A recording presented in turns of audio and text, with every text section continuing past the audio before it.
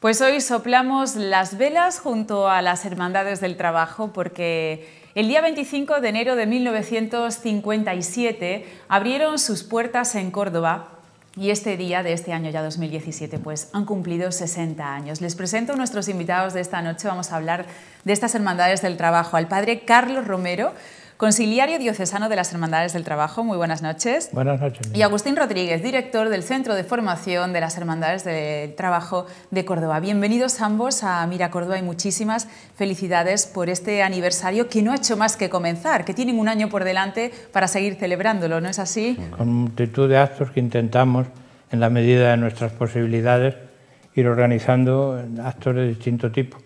Abrimos el mismo día de 60 años con una Eucaristía en la capilla de la casa, donde acudieron los afiliados. Hay por ahí formas y fotos de que hubo una asistencia masiva a la capilla, y hemos empezado como corresponde a una organización de la Iglesia, agradeciéndole al Señor haber llegado hasta aquí y pidiéndole luces y fuerza para seguir hasta donde haga falta. ¿Cómo fue aquel año 1957, a partir del 25 de enero, ese comienzo? ¿Y cómo ocurrió todo? ¿Fue el obispo Fray Albino quien le fue a buscar? Sí, exactamente. Cuéntenos. Pues en realidad existían en Córdoba dos hermandades de tipo obrero, que era la de la Renfe, de años anteriores, y existía la de entonces el INP, que hoy se llama Seguridad Social. Y entonces estas dos hermandades, Fray Albino me había buscado a mí para que fuera conciliario de la hermandad de Renfe. Acepté con muchas restricciones porque mi vida iba por otro camino y yo no pensaba en eso. Me dedicaba a la predicación y estaba constantemente dando misiones y sobre todo acompañando a Fray Albino en las visitas pastorales por la diócesis. Pero a ese obispo no había quien le dijera que no. Total que acepté aquello. Y entonces se reunieron opinando que podían reunirse las dos hermandades existentes, porque había estado aquí el fundador de hermandades, don Abundio García Román, y le había exhortado a que crearan las hermandades como centro diocesano. Fueron a hablar conmigo, me pareció normal y además atractivo, y le fueron a pedir al obispo pues, que erigiera canónicamente las hermandades.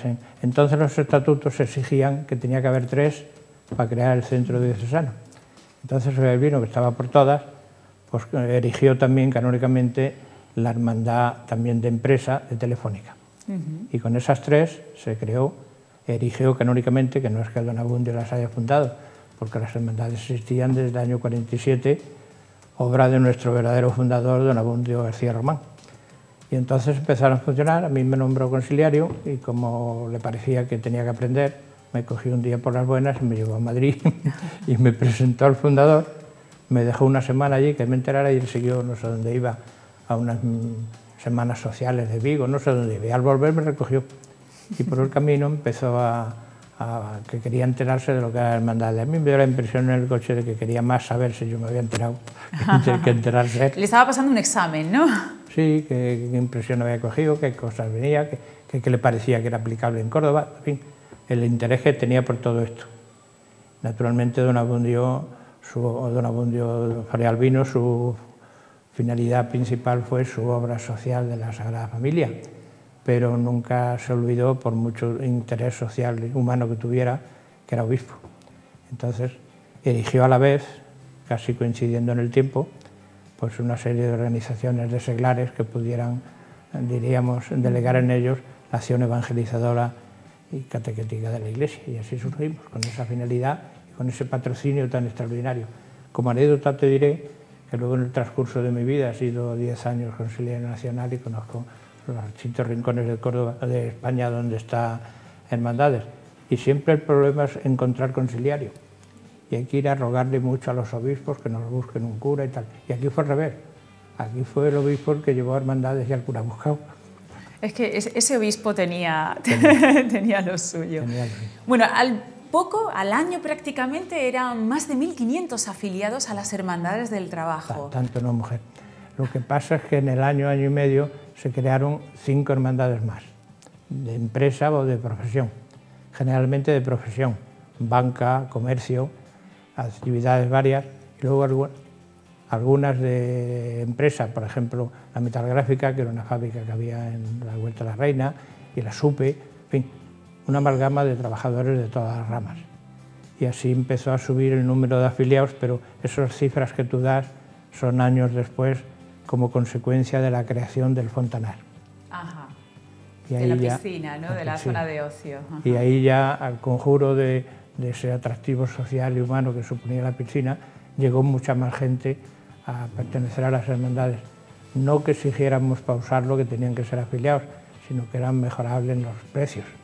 Y entonces la gente se afiliaba, y es cuando llegamos en épocas a lo mejor rondando los 2.000 afiliados, que en hermandades no son 2.000 personas afiliadas. Son familias, ¿no? 2.000 familias.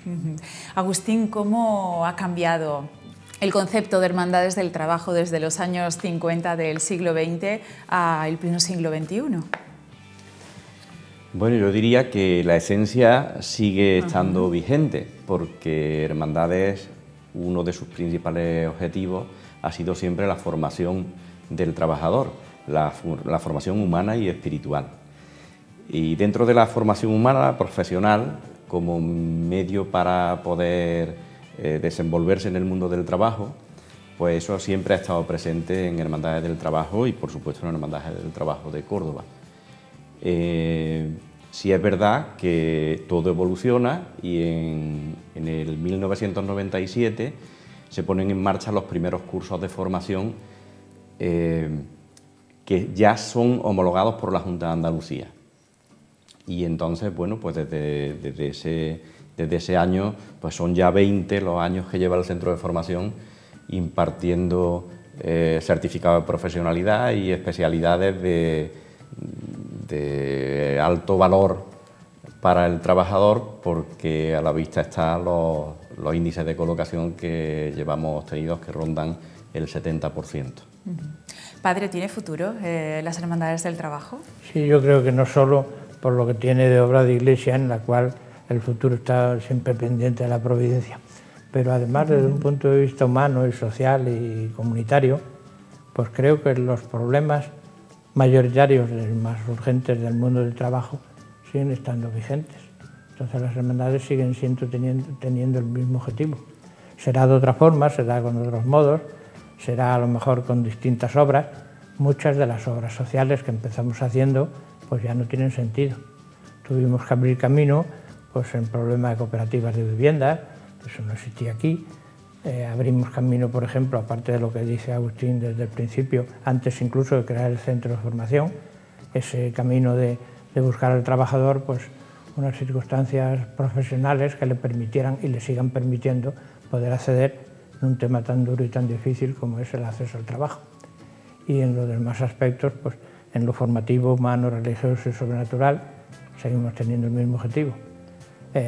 Suelta un poco dura y sobre todo exigente y a lo mejor poco comprensible para la gente que no vive la fe, decir que el objetivo principal es llevar a Cristo al mundo del trabajo.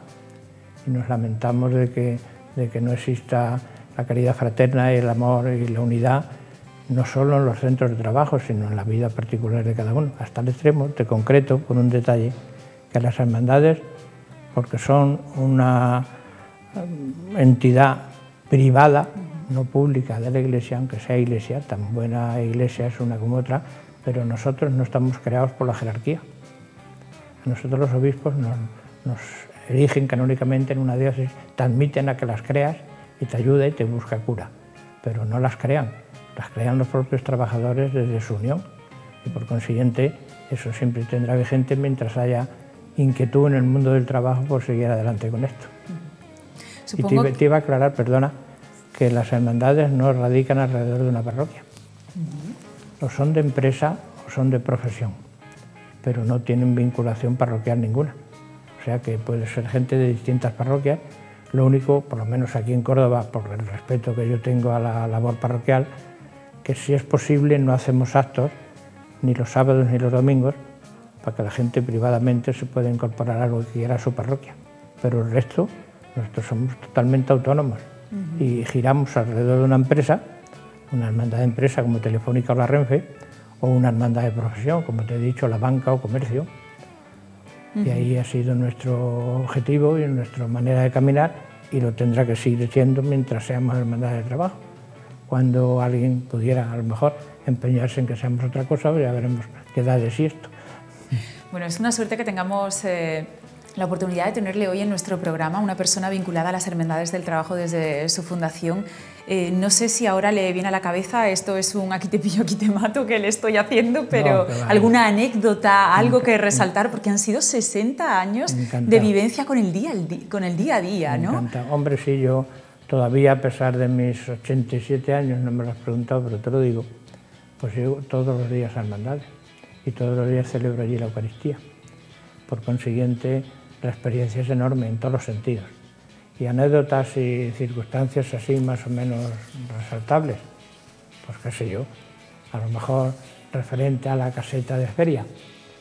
Pues había en mi comunidad de San Agustín, donde vivo desde entonces, de San Agustín y los dominicos, pues había en un momento una obra que estaban haciendo ahí unos albañiles, y un peón un día me dice: por fin he podido ir a la feria y disfrutar.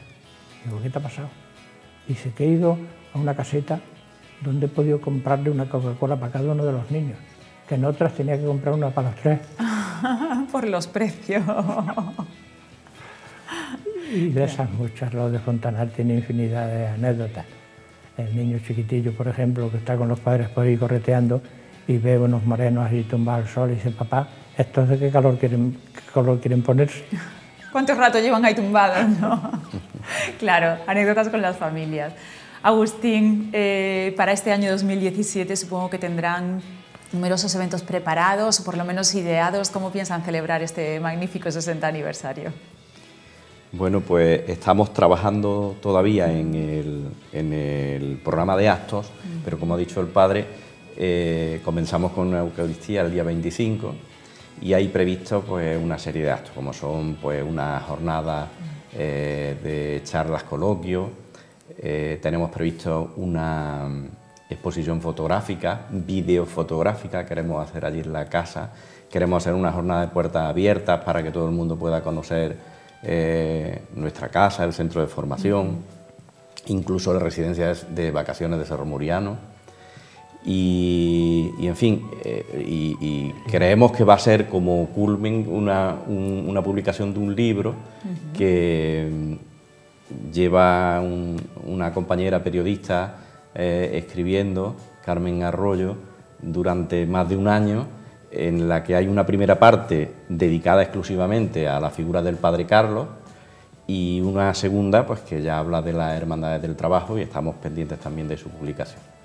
Así es que hay algunas cosas que están todavía ahí en tintero, pues queremos que sea durante todo el año el método, la medida de celebración de nuestro 60 aniversario. Claro que sí, son 12 meses todavía por delante. Y esa sede, a mí me gustaría que el padre Carlos nos dijese algo de la sede, una sede que ha sido la casa de las Hermandades del Trabajo, ¿verdad? No de toda la vida, porque empezamos mucho más humildemente. Cuando empezamos a funcionar, en el año 57, tuvimos que rodar por 50 locales que nos prestaban.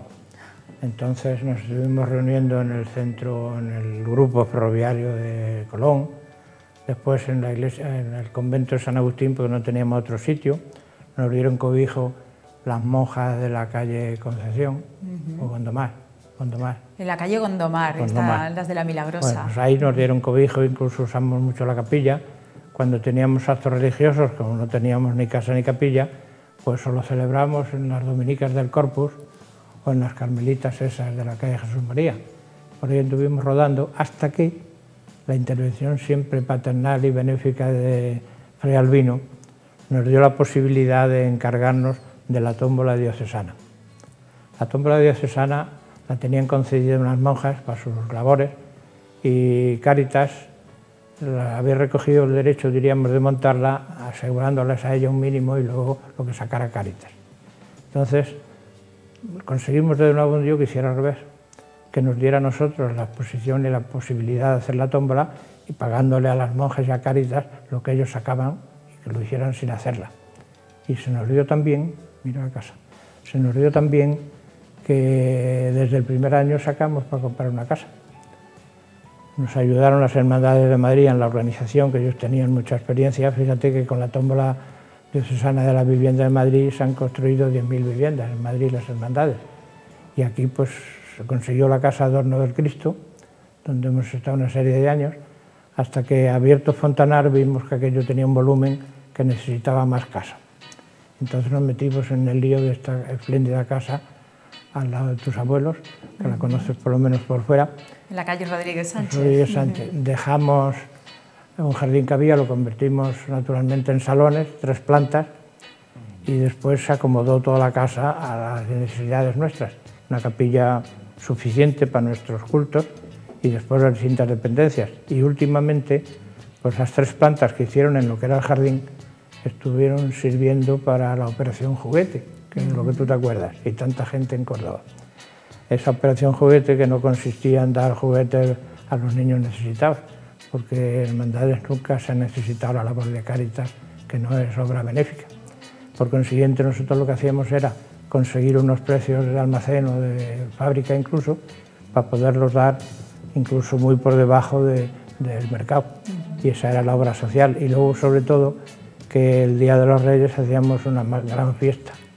No una gran fiesta para repartir el juguete, sino para que los niños coincidieran, o bien en el Gran Teatro, o bien en el Duque de Rivas, a lo grande. Ajá. Donde había un festival y donde entraban los reyes majestuosamente y donde los chiquillos disfrutaban durante toda la mañana. Y claro, eso al faltar niños, por faltar afiliación, pues hemos ido reduciendo. Y ya llevamos una serie de años que Hermandades como tal no hace ni la Operación Juguete, que era lo bueno, ni mucho menos la fiesta de Reyes. Bueno, las cosas van evolucionando. ¿Cuánto rato me quedaría aquí hablando con usted pues preguntándole cosas de toda esta época que lleva usted vinculada a las Hermandades? Amanecía seguramente, y yo encantado.